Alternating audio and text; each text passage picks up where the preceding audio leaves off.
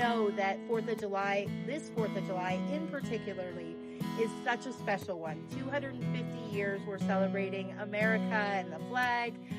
So we wanted to bring that feeling to LDS. So this ceremony was special to me, seeing the different generations come together, because you don't normally see younger Marines and older Marines getting together nowadays. It's nice to actually see the generations blend and be part of ceremonies and get to have that camaraderie even to this day. It's nice to be able to sit down and talk to some of the residents here, such as Ed and Chuck, and get to know them on a personal level. It's just great to see that, bringing everyone together for a common cause, and that is our colors. We all wear different uniforms, we all have different jobs, we all do it for one purpose, and that's for that red, white, and blue piece of cloth that's above us.